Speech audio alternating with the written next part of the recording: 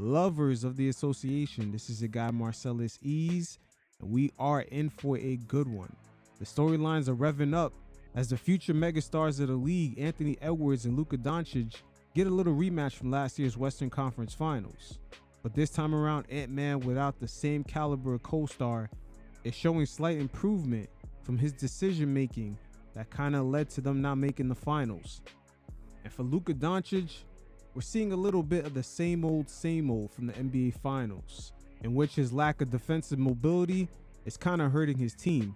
But he also has responsibility carrying things for the Lakers with an aging LeBron James.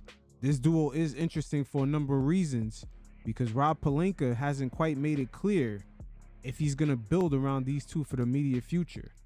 But in this segment right here, we're going to take a look at a few inner nuances that's playing out in the court with the lack of athleticism with the Lakers, as well as with their star duos not necessarily taking advantage of certain matchups. But hey, I'm not going to say no more. Let's just get to it. You see that, young lady? Respect for one's elders shows character. I have character. Of course, you are a character. Doesn't mean that you have character. Give me this shit, bitch. Alcohol, right? Now to kick this off, the T-Wolves played interesting perimeter defense as they allow switches for everyone except from time to time Mike Conley. But the dynamic between Luka taking advantage of Rudy Gobert all series long, he kind of settled for these mid-range shots, which he wasn't really efficient at in this game. Now starting off with the Lakers offense, we were all curious in the postseason how this team is going to look once the intensity ratchets up, and also how that lack of athleticism would affect them in the perimeter with Luka, Austin Reeves, and LeBron James. But if you notice right away, the T-Wolves don't mind switching and leave Luka one-on-one with Rudy Gobert all day on an island, which happened a lot in game one, but Luka wasn't able to take advantage of the situation. The size and the length of the Minnesota Timberwolves really affected the way LeBron and Luka maneuvered. Now we have Naz Reid along with Gobert on the floor at the same time. And once again, LeBron one-on-one with Rudy Gobert. He can't shake him. And this is why I say how the Lakers are going to perform against a team that's pretty versatile like the Minnesota Timberwolves. They got Naz Reid, Alexander Walker, Jaden McDaniels, and Julius Randle. So they have a lot of guys that can guard different positions. And Randle in this matchup, he did a great job on Luka as well as LeBron. But as the series progresses, it leaves us to wonder how much that's really going to hold up.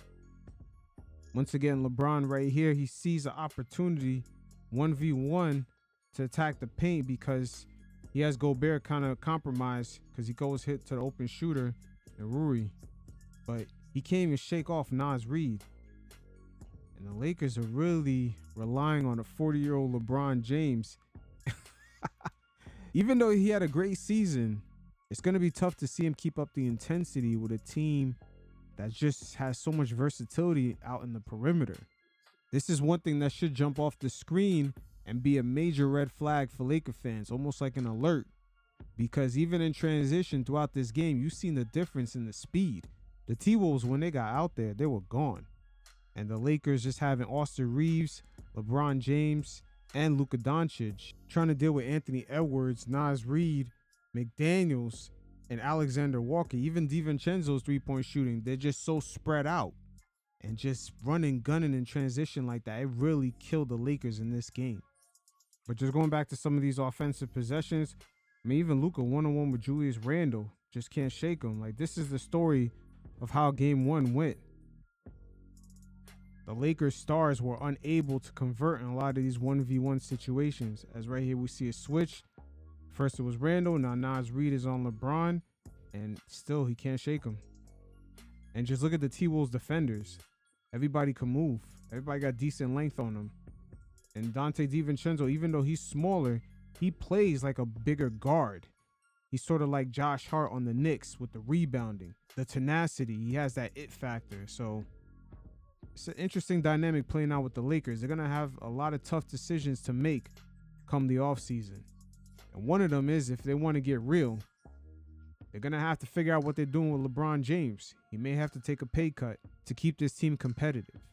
The T-Wolves switching like this sort of reminds us of the Boston Celtics in last year's finals, where they didn't really allow their defense to get broken down because they have a lot of guys who can switch also. You see, no one's doubling, thus leaving a 2v1 situation. And with the Celtics having that formula from last year's finals, they prevented Luka from getting assists, and the only victory he had against the Celtics was a record offensive scoring output in Game 3. It really shows you how surgically they really shut Luka down last year. But Julius Randle playing great defense and a great contest. Again, Luka can't quite break down that defense if he doesn't draw any double teams. This right here shows you how comfortable the T-Wolves are as Gobert calls for the switch, just having Rudy in that almost, I would say, Al Horford role. Because on the Celtics, him being at least versatile enough to cover guys kind of leaves offenses not having the ability to break down a defense. You see right here, instantly the offense kind of stalls.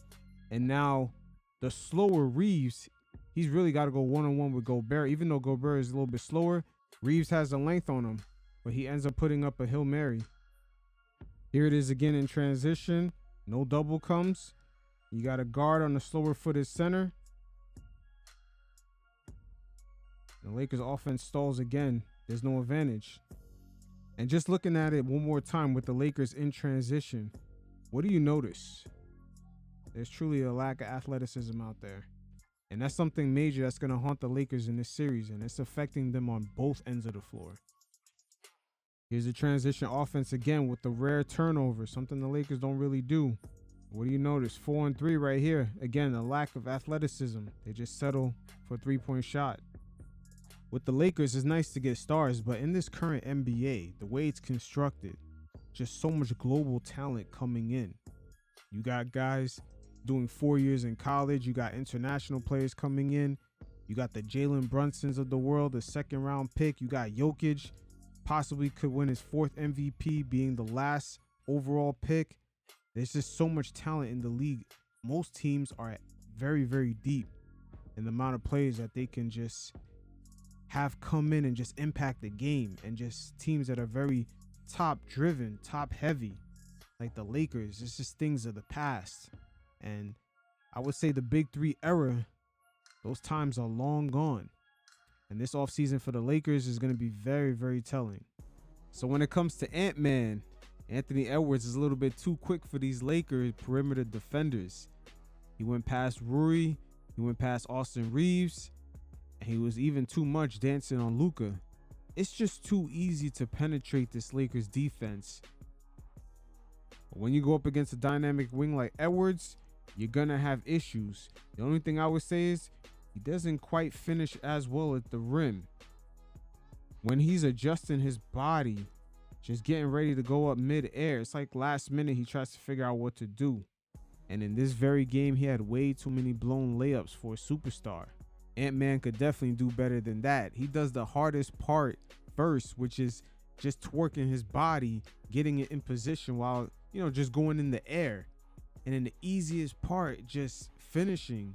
Sometimes he gets an open look, as he just did right here, and he's not able to finish those. Again, right here, we're going to see him blow right past Rui and just take it up. Just the bunnies right here. Come on, Ant-Man. We know he could do better, because this season we've seen him improve on his pull-up three, his off-the-dribble three step backs, all kinds of three-point shots. Because if he could style on Luka like that, we know those layups are easy money. I still can't believe Ant-Man's layup package needs an update. As right here, once again, he blows past Laker players and just, can't quite yet time the ability to lift off, but yet not put too much or too little on that spin. Ant-Man's just probably going up there with crazy force. But with Ant-Man, I'm going to give credit where credit is due, because in 5 NBA seasons, we've seen a lot of leaps being made. The leadership, taking onus of the team, and most importantly, the playmaking. A lesson that he learned in last year's Western Conference Finals, where he struggled with his passing ability, just making the proper reads to a lot of the looks that he was getting versus the Mavericks defense, particularly in games 1, 2, and 3.